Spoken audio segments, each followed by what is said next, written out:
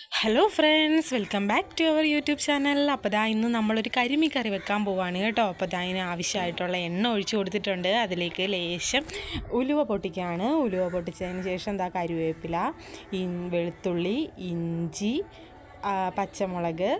പച്ചമുളകിന് പകരം നമ്മൾ കാന്താരിമുളകാണ് എടുത്തിട്ടുള്ളത്.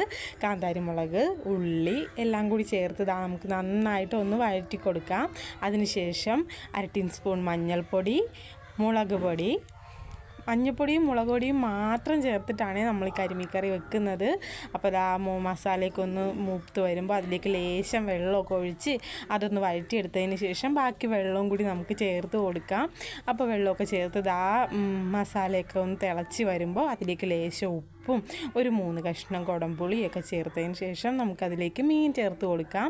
അപ്പോൾ മീനിനെ ഒന്ന് നന്നായിട്ട് ചാറിലൊക്കെ ആക്കി ഒന്ന് വെച്ചതിന് ശേഷം നന്നായിട്ട് തിളപ്പിച്ചെടുക്കുക. അപ്പോൾ അതിന് ശേഷം നമ്മളതിലേക്ക് ഒരു അരമുറി തേങ്ങയുടെ പാല് ചേർത്ത് കൊടുക്കുകയാണ് കേട്ടോ. അപ്പോൾ നന്നായിട്ട് തിളച്ച് വന്നുമ്പോൾ നമുക്കത് തീ ഓഫ് ചെയ്യാം. അപ്പോൾ കുറച്ച് കരിവേപ്പിലയൊക്കെ ഇട്ട് നമുക്ക് എടുക്കാം. അപ്പോൾ നമ്മുടെ നാടൻ കരിമീൻകറി റെഡി ആയിട്ടുണ്ട്. നല്ല കുറുകിയ ചാറോട് കൂടിയ നാടൻ കരിമീൻകറിയാണ് കേട്ടോ നമ്മൾ ഇന്ന് ചെയ്തേക്കുന്നത്. അപ്പോൾ വീഡിയോ ഇഷ്ടപ്പെടുവാണ് ചാനൽ സബ്സ്ക്രൈബ് ചെയ്യാനും സപ്പോർട്ട് ചെയ്യാനും മറക്കല്ലേ.